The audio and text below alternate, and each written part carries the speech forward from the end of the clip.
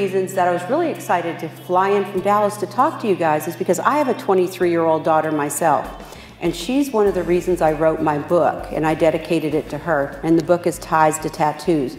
And it's not about tattoos. Sorry to disappoint you. We do have a few chapters about tattoos in there, but it's not all about tattoos. So this is millennials. And what I like to call you guys babies, millennials or Gen Y, but I chose millennials just because I liked it. And so I stick with that. So it's the same thing. But when I wrote the book, I decided that we're going to call millennials the trophy babies, because a lot of you guys were born getting trophies just for showing up.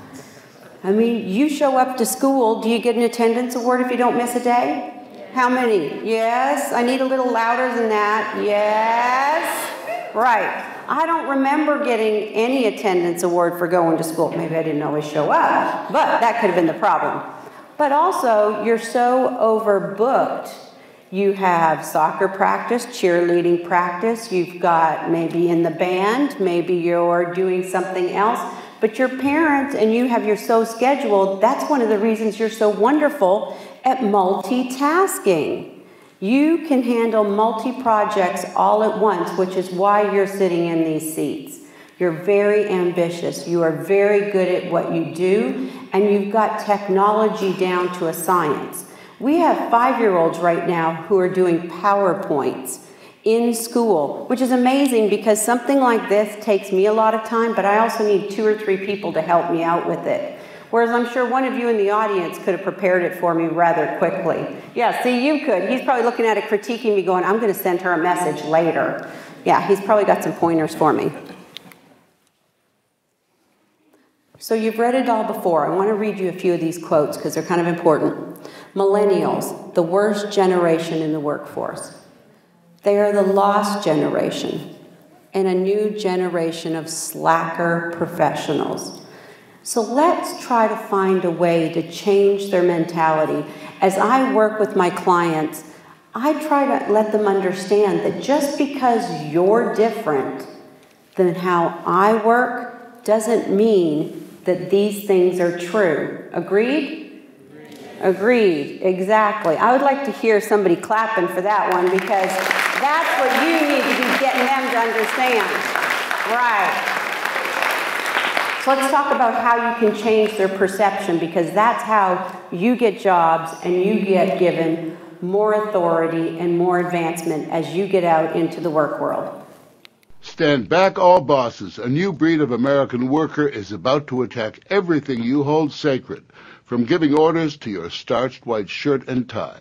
They're called, among other things, millennials. There are about 80 million of them born between 1980 and 1995, and they're rapidly taking over from the baby boomers who are now pushing 60. They were raised by doting parents who told them they were special, played in little leagues with no winners or losers or all winners. They're laden with trophies just for participating, and they think your business-as-usual ethic is for the birds. And if you persist in the belief, you can take your job and shove it. Corporate America is so unnerved by all this that companies like Merrill Lynch, Ernst & Young, and Disney and scores of others are hiring consultants to teach them how to deal with this generation that only takes yes for an answer. The workplace has become a psychological battlefield, and the millennials have the upper hand. What do you think about that? They say you have the upper hand. Yeah.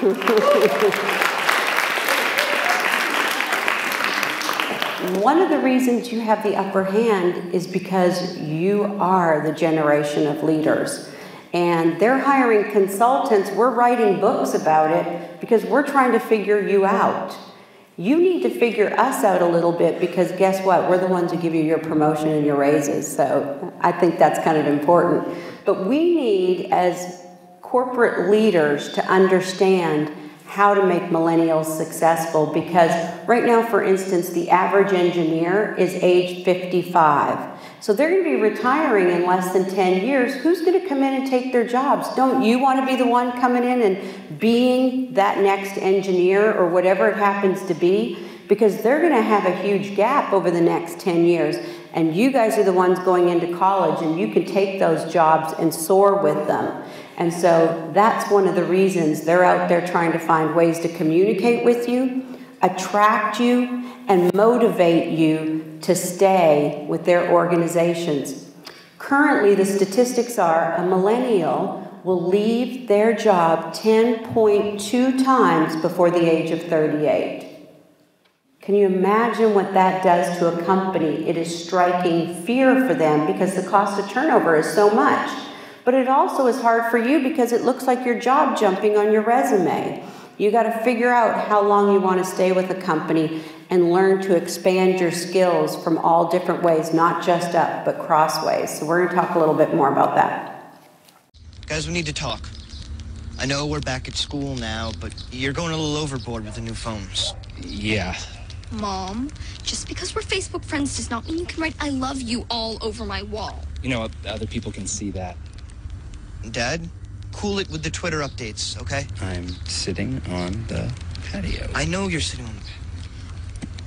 Now at the back-to-school sale. It's kind of funny, but true. We are still trying to figure it out. We may not be as technology savvy as you guys are. I'll tell you a quick story. My daughter, who's now 23, she's in Canada. She sent me an email joke, and she's part of an HR team, and it was a little bit inappropriate, but I thought, you know, I'll call and counsel her on that later, gently.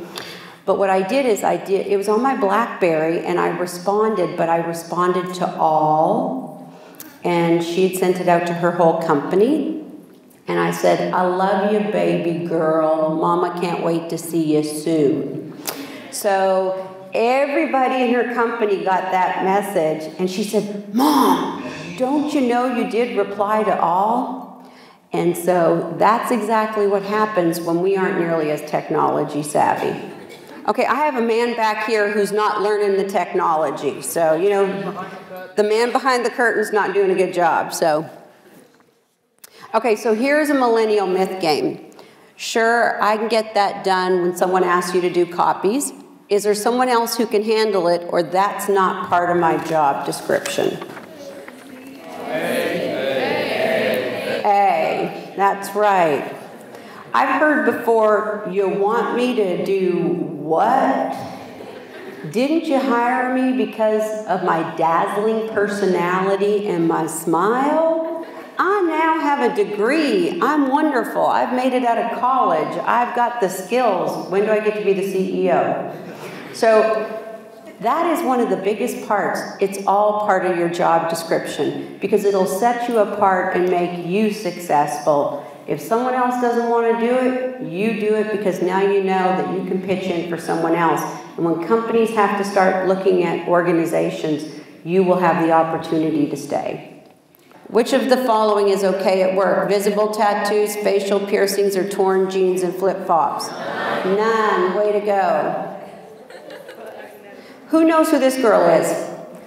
Yeah, she fell asleep and had 52 stars tattooed on her face and woke up and had to call her mommy to get it fixed because she was under 18. So it's really not a good idea to show up to work with tattoos, so we don't want to be this girl.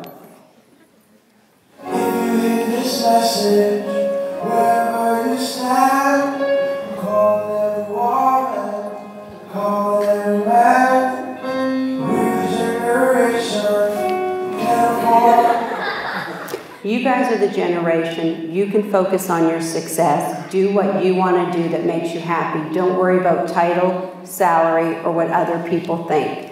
Congratulations, and there's some final tips that are in the presentation. Have a can-do attitude and stay positive. Thank you.